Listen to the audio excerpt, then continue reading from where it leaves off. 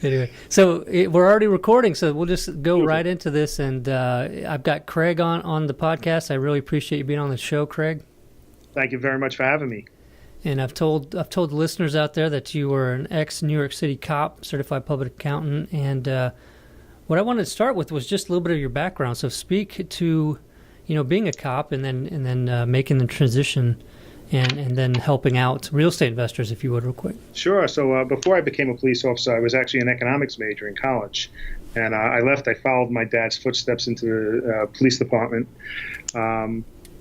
I thought I was going to become a chief. That was kind of my goal when I first started out. But, things change. You grow up a little bit. And it's civil service, so you have to wait for tests, et cetera, et cetera. So at some point, I went back to school for my accounting degree. And I kind of fell in love with taxes.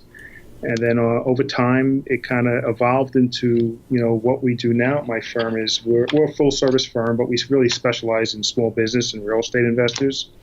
And the first thing we do with every client is a tax plan. And that's basically showing them ways to keep more of what they make. So, and we all want to do that, yeah. Exactly. Whereas most CPAs and accountants do a good job, they put the right numbers in the right boxes, but it kind of ends there. And they're like looking in the rearview mirror while we're looking forward.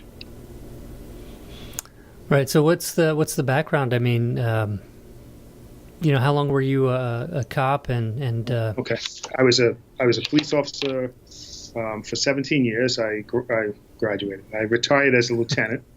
So nice. And it was interesting when I first started in the accounting field. I was working part-time during the day for a CPA firm, and I was the new guy, and I was making copies and that stuff. And I'd go into work in the city, and I'd be in charge of 75 people out on patrol. Wow. So it was interesting because by day I was just a copy guy, yeah. And by night I had all this responsibility. So did that for 17 years. I retired, went right to work for a CPA firm that did about a third of their business in St. Thomas. And right away, I knew I wanted to have my own business. And, so I did that for about 5 years. And then I started to develop my own business. And, I left. I worked a little per diem for them, which was a good thing for both of us. And then I was out of there fully. And then 2007, 2008 came around and got crushed. And I had to start all over again. And that's when I figured, all right, I need to start something different. And that's where we started focusing on tax planning as the cornerstone of everything we do. And here we are today. We have 10 people, 3 other CPAs here, and we have clients from Oregon to, South Florida. Oh, nice. So let's just get right into this, because I know, I myself, I've got, other people sort of handling this for me and, kind of trust that it's being done correctly, and who knows. But, and it's one area that I know that I need to focus on a little bit more, and that's why I'm glad to have you on the show, because there's probably majority of investors out there that are busy running their business and don't take the time to figure this stuff out. So did you want to talk about the 3 proactive tax planning strategies that Sure. that most of your clients? Sure. But I just wanted to say, when you had that question, you trust that it's being done right. It's probably being done right. It's, they're probably putting the right numbers in the right boxes, but it's, the thing is, does it end there? Right. So I would say most times the work is done right. It's just not all the other things that they can be doing. So the 3 biggest things that we see are, number one, failing to plan. People, they go out and they buy a car and they spend all this time researching the car. People aren't looking for ways that the tax code says you can do things differently and save money. I mean, Trump, Buffett, all these people with all this money, they have teams of people, scouring the code to see how they could do things different to save money. And the average guy out there is not really doing any of that. Right. So that's failing to plan. The wrong business entity. Even in real estate, if you're an investor, are you holding your real estate in your own name? Okay. Are you holding it in a corporation? Typically, not always, but typically real estate is best held inside of an LLC, but not always. So you need to speak with your attorney and your CPA. And that could be costly. It may not cost you dollars today. It could cost you dollars, God forbid something happens to you and you die, and it's inside of a corporation. The asset itself doesn't get a step up in basis. The company does. So if you go to sell it, your heirs wind up paying tax like on basically the difference between what you purchased it for, or the depreciated basis, and the value today, versus if it was in an LLC, they sell it the next day, conceivably they're going to have no tax. So that's really important, and we see that, a lot. And then there's a lot of different things you can do with real estate where you can take advantage of different things, such as if you have a couple of properties or one property, you can hire your kids and let your kids, if they're local properties, go by and check on the properties, cut the lawn, do that kind of stuff. And by paying the kids, okay, you reduce your income, and they typically don't pay any tax on it. And we use that strategy a lot. And tax code says you could hire your kid as, actually tax court was 7 years old. I like 11 and 12 years. Okay. So is there a limit on the amount that you can pay them where it's? Well, $6,000, it's not a limit, but $6,000 is kind of where now all of a sudden they start paying taxes. It may not make as much sense, but it has to be reasonable compensation. And one way to look at it is like this. If your kid is going to private school, or maybe he's going to a sports camp and it's costing you, I'm just saying it's costing you $5,000, and you're paying that with your money after tax. So that might be $9,000 in gross before you net that $5,000. Right. Whereas if you paid your child that money, all right, it goes into his bank account. He's making under this, let's just say $6,000 limit. He pays no tax, and then when it's time to pay the camp, they just draft his account. So you just turn that into a tax deductible expense. Yeah, awesome. It just takes a little time to do a little bit of planning. Right. No, I like that. What I wanted to do is guide this just a little bit, because I think people listening, the big question, I think, from a lot of newer ones, and we've got experienced people listening, newer investors, but, whenever it comes time to determine, well, what is the best entity for me to use? And I know there's different, legal aspects of everything. There's the tax planning aspects of the different entities and stuff like that.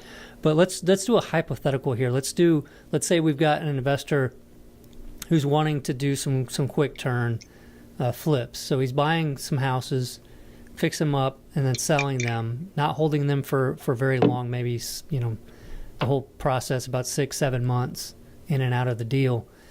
Is there a certain, so you recommend an LLC then for that? And do you want to speak about the reasons why you would want to do that?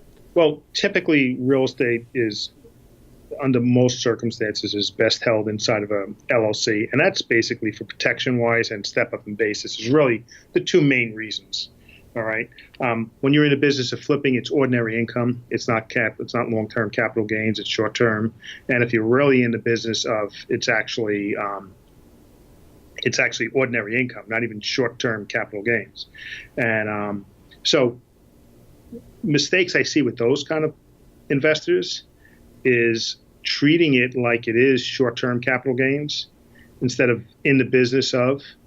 And when it's a short-term capital gains and you have all these expenses that may go into it, okay, operating expenses, not just the cost to remodel, but other operating expenses, those are subject to the 2% threshold on Schedule A on your tax return. They're also subject to alternative minimum tax.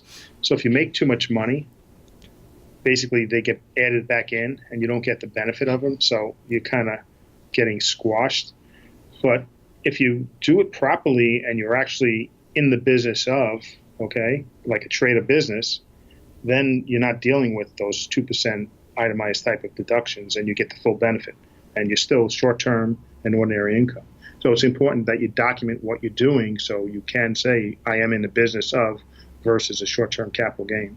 And we had a situation like that where we saved somebody over $87,000 because they were reporting it incorrectly. Hopefully that answers that part of the question. Yeah, I think so. So you recommend the LLC, and then, I've heard, the LLC can be taxed different ways, right? So you can choose to be taxed as an S Corp or... Correct. So typically you want the straight pass-through LLC for real estate. You don't want to elect to be taxed as an S Corp or anything like that, because then you're back to the whole bunch of issues you have having real estate inside of a corporation. All right. Now, it's not a blanket statement, but more often than not, you're better off having your real estate inside of an LLC. And I'm not an expert on liability protection, but having multiple entities or having multiple pieces of real estate in one entity is probably not the best way to go. And when you look at the cost to create separate entities, and if you do it right, it shouldn't be an excessive cost of operations. That's the way to go. So, and from a tax perspective, why not use a C corporation to flip houses and take advantage of a lot of the benefits of having the C corporation? Why not do that? Because when it comes to real estate, I don't see a whole host of benefits of being inside of a C corporation. I mean, typically a C corporation, your first $50,000 is taxed at 15%, okay? But when you go and sell that piece of property down the road, now you're inside of a C corporation. Getting that money out is double taxation. So, right. Yeah, getting the money to yourself, then you're... Right, is double taxation. So it's not very efficient for that. Because you pay tax at the ordinary rate, and the ordinary rate could be 15%. But then in order to get that money out, you have to dividend it out to yourself or pay it out in a wage. So now you're looking at least another 15%, and it's not helping you that much. So C Corps are typically not the way to go. And if we're doing planning, a C Corp may fit into the planning we're doing, but typically not to hold the real estate. Okay, maybe you're using it to manage your real estate and taking some benefits that way. Okay. Now, if you're doing so, you're if you are a landlord and you're picking up rental properties, and like you said, it's not probably wise to have a lot of properties in one LLC. So you would recommend multiple LLCs then, too, or is that just getting more into protection things where we're not, you're not an attorney with regards to that? It's getting more into protection, but I have a real life story to share where I had a client that had a bunch of them, and they weren't even in a single LLC. They were owned personally. And she was sued for mold-induced injury, okay? And the house was worth about $25,000. And the verdict was $150 or $155 with interest and everything like that. So they went after everything she had, and she had a pretty significant portfolio. Like, that was the garbage that she had in the portfolio. All in one LLC? Wasn't even in an LLC. Oh, all on her. So it was just owned personally, which was, just as bad. But if she had 5 inside that LLC, they could have went after all 5 of those. Whereas if it's in a separate LLC, and maybe each of those single-member LLCs are owned by one LLC, that's almost like the mothership. You're not doing 10 different tax returns. You're doing one tax return. So, and everything's protected. Nice. So, like I said, I'm not a liability expert, but I have a real life story that I see, and people say, well, we have insurance. Well, apparently, which the client found out, mold apparently has a cap on how much they'll pay for mold insurance inside of a policy. Yeah.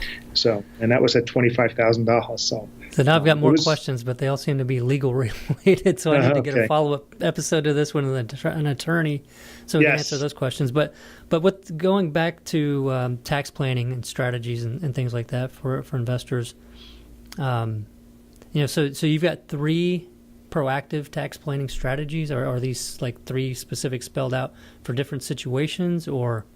We have over 10 different strategies that we use on a regular basis. Okay. One of them we talked about is just planning. Okay. Another one is like having the right entity. There's a whole host of other things we can do. And we're talking about the flipper, correct? We're not talking about the buy and hold. Right. Yeah. Mostly flip here. Yeah. So we would take the strategy that we typically use on a regular business owner, the things that a regular business owner is going to do, okay, such as, hiring your family, okay, maybe a medical expense reimbursement plan, which is Section 105 in the tax code that allows you to, let's just say hire your spouse, all right, and instead of paying him or her a wage, their wage is a medical expense reimbursement plan where you're able to write off the cost of your medical out-of-pocket expenses, all right, so that might not be a lot. It could be a lot, or it could be a lot, depending on where things fall. Then you have your home office. Okay, if you're spending like 12 hours a week operating out of your home office doing something that's a principal activity, and that could be administrative work, you meet the qualifications. And once you have a home office, that opens up the gates for your home athletic facility, which could be a gym, could be a pool, all right, which Nice, is for yeah. the use of your employees. So now you start adding those expenses in there. So there's a lot of different things you can do as as a flipper, or I call somebody that's flipping houses treated more like a regular business owner. All right. So let's talk a little bit more about the home office. What are the rules with deducting, some of the like utility bills and stuff like that? I mean, is it based on the size of the home office as it relates to the rest of the house? Correct. There's like two different ways. The basic way is look at the square footage of the room versus square footage of the house, and then you get to write off. Let's just say it's 8%, 8% of your utilities, 8% of your maintenance, 8% of your real estate taxes, which comes into play. Even though typically you get your real estate taxes anyway, it comes into play if you're subject to AMT. It could be beneficial to have that 8% moved to the business, and then you have your home office, whatever you have going on there. You have your home athletic facility. Now you have your travel, because now you're traveling from your home office to another location, so that becomes deductible. So it opens up a whole, big world of different things you're allowed to do. And these are all, in a tax code. These are not gray areas. Right. So if you're going to do a home office, I guess move your desk into the biggest room in the house, right? Well, it has to be exclusively for you. So you can't do it in your bedroom. You can't do it in your living room and your dining room. You have to have an office that you use exclusively for carrying on your activities. Yeah. So time to move the sofa and the TV into the small room in the back of the house, and if it makes sense. All right. So, all right, great. So what are the other different things that people can take advantage of that maybe you see most people sort of miss or don't take advantage of? So we talked about medical. We talked about the kids. If it is a flip, you could, trade or business, you can do a retirement plan, right? And then people can do self-directed retirement plans, and then they can work with, deal with loaning money to other investors that are doing work in real estate and stuff like that. Meals and entertainment. Those are the basic ones when it comes to a small business, unless we get into, big numbers where we have to kind of do a couple of other things that might work. But the typical person that's a flipper, those are coming in and keeping track of your expenses. You'd be surprised how many people actually don't really track the expenses. What are they spending their money on? And, because just like every other businessman that's out there, they're spending money. They're not documenting everything. They're not keeping the receipts. And then they try and reproduce things at the end of the year versus doing it on a regular basis. See, that's what I would do if I didn't have my wife. She's the one that keeps track of everything and Well, gets that's mad good. at me when she sees the deductions in the bank account online and asks me what the heck that was for, kind of thing. But yeah, she's really good at keeping all that together. But let's talk real quick about the IRA, so the self-directed IRA kind of thing, because I think there's big benefits in this, and I think a lot of people aren't taking advantage of the benefits of doing this. So, what are the limitations? And I mean, can you speak very much on the arm's length transaction kind of stuff, like what to watch Yes. out for, how much you can contribute, all that kind of stuff? Well, if you have a self-directed IRA, you can contribute the whole thing into, let's just say, an LLC. All right. Let's just say then that LLC owns a piece of a property, but you have to make sure that you're not doing any work yourself on that property. All right. Because then it becomes an issue. All right. So more often than not with real estate and self-directed IRAs, we're seeing people that act as lenders inside their self-directed IRA, or they're taking that money, that self-directed is investing into an LLC that is then going ahead and purchasing a property. All right. But they have no active involvement in that property, because then you get into these rules, and most people are not going to pass the test, and they're going to just knock the whole thing out. So, Okay, so now you say active role in the property. Participation. What exactly Yeah. does that mean? That basically means you really can't be doing that much. Okay, you can't be doing any repairs, that kind of stuff. That's, you really have to be out of it. All right, we're not talking about collecting a rent or anything like that. But something that you would pay somebody else to do is basically going to kick you out of the box when it comes to owning real estate inside your IRA. There are people out there that specialize in that, and if you're doing that, you really do want to work with somebody that specializes in that on a compliance side to make sure that you're not doing anything that you shouldn't be doing, jeopardize the standing of that IRA. Right. So if you want to do a flip, what's the best way? I mean, you can't really use your funds in your IRA to do a flip for your own business or yourself, right? I mean, correct, because it's can't do it to yourself or your family members basically. So, but you can do it with, if you know somebody else that does flips, maybe you could lend him money. Okay, so you do the lending for the Yes. deals for people that are not in your up and down lineal heritage, right, or your family. Yes. But I like to just stay away from all family members. What's that again? I like to just stay away from all family members. All family members? Be safe. Be safe. Yeah. Because it's like aunt and uncles or something and stuff like that's fine, right? Or is that? You know what? That's why. I don't know, and I'd have to look at that one. Yeah. And I know, like, brothers, sisters, parents, and stuff like that, and it's just not worth getting into that headache. Yeah. Okay, and so you can build up a lot inside of that IRA doing that lending. I mean, are there any kind of limitations on the interest rates that you can charge or anything like that, or? They would just be subject to the typical rules that are out there now. So, I mean, we see a lot where it's 8 to 10% plus a piece of the gain. So that's usually a pretty nice, and it's secured by real estate.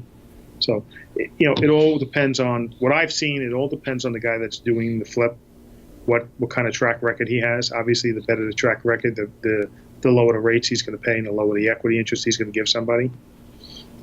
Whereas somebody starting new is going to have to give away more. That's been my experience. Okay. Have you seen anything from other investors, like doing things like maybe an IRA and using the IRA to maybe buy like an option to buy a property, and then having, that you're not involved with also, and then having that option, like, not exercising the option and then having a payment to release that option off the property? I have never seen that. Okay. I've never seen that. I heard some things like that, but I don't know enough about it to really probably even ask the question correctly. I mean, I do about 10 days a year continuing education on tax planning, and I've never heard that one. Okay. So I'm not sure. Another way, and it's really not in your listeners, where it's somebody that's buying a second or third home, and they have all this money in their IRA, and they want to take it out and use it as down payment and get crushed in taxes. And we'll recommend doing distributions via what's called 72T, which is a series of equal payments, so it's not subject to the penalty. So you're kind of like, now you get this interest expense, and you get this the income on your 401k or your IRA that you're taking money out of. They kind of offset each other, so it's almost like a way of taking money out tax free. Interesting. Now, what about 1031 exchange? Do you do any 1030? Yeah, we've been involved in a host of 1031 exchanges. They're typically really not for the flippers. They're supposed to be long-term investments.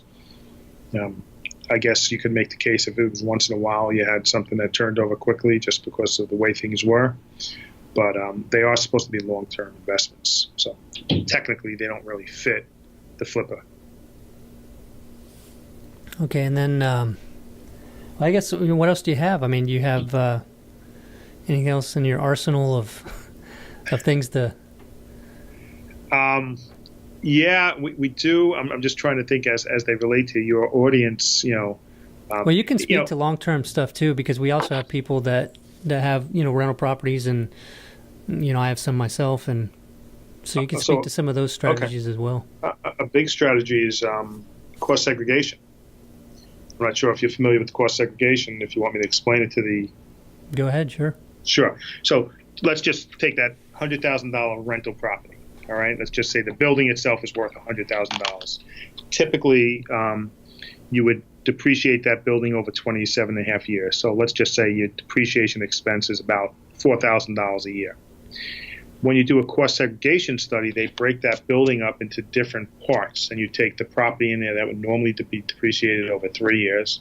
You take the stuff that normally would be depreciated over 5 years or 7 years or 15 years. And so now you're depreciating stuff faster.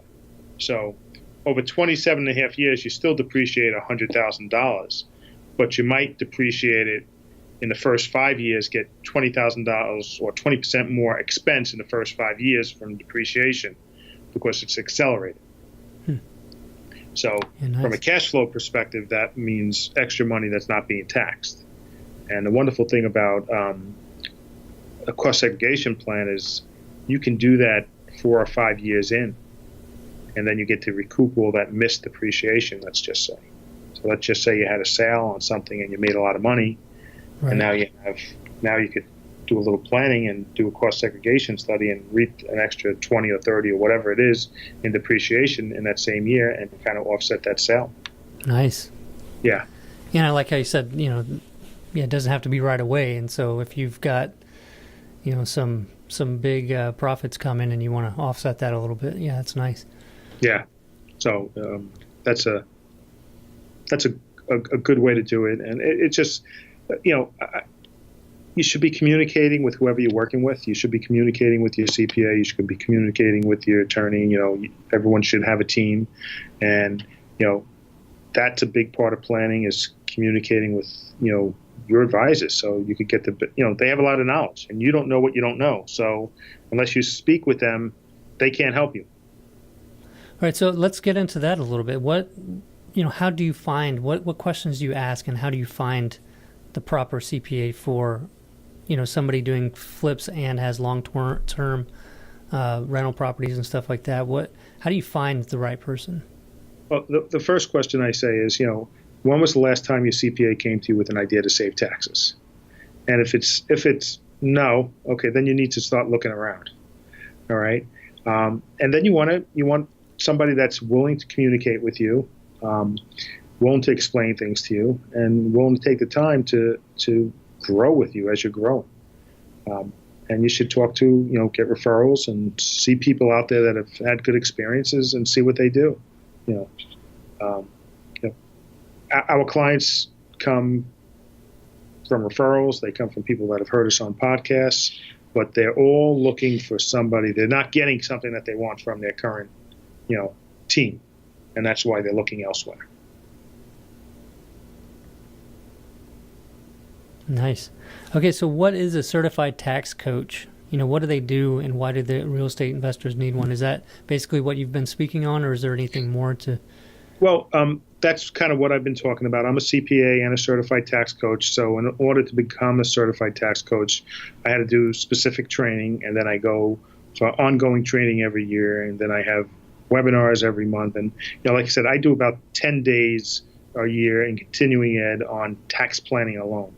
So that's easily twice as much as most CPAs out there, and mine that's really devoted to tax planning because that's our area where we see people need the most help. So any changes recently that people need to be aware of, or maybe that might be coming down in the future? Obviously we're not sure what's going to happen in the future. I don't know if the administration is going to get anything done. As we speak today, I just saw something 15 minutes before the call that the new White House communications director is out. So I think that's going to make it hard to get policy changed. And, a 15%, income tax would be a wonderful thing for business owners and real estate owners, but I don't see that happening. That's my own opinion. And obviously, whoever you're working with should be aware of what's going on. And, they may not know every answer to every question you ask them, but they should be able to get you the answer. Mm-hmm. So anything recently that's changed that did happen that maybe some of your clients have been surprised by? No, because, like I said, we do a lot of communicating. When there's major changes, we let everybody know. we put out a weekly, little email blurb of different things going on. And if it's something that changes, we kind of like to tweak it into something entertaining, but so people get the message. But there's some changes with depreciation that's kind of being phased out with bonus depreciation and stuff like that. But that's not going to affect most of the people in the real estate world so much. All right. So if we could, what would you say would be the biggest tax break for real estate investors to take advantage of? Do you have one that you would think would do the? I mean, depreciation and cost segregation can be huge. They can be huge. And then another thing you want to take advantage of, if you are in real estate and not into flipping, and you have a lot of times people will accumulate these huge passive losses. Okay, if you could figure out a way to generate passive income, and sometimes there's if you have your own business, if you have another business, maybe there's ways to do that. So now you have this income that you're already getting, but you're coding it a little bit differently because you're setting it up a little bit differently. Now it's considered passive. Now you have all these passive losses that you could use to offset it. So do you want to take that expense this year, or do you want to wait 15 years until you sell it? I'd rather take it today. Right. Nice.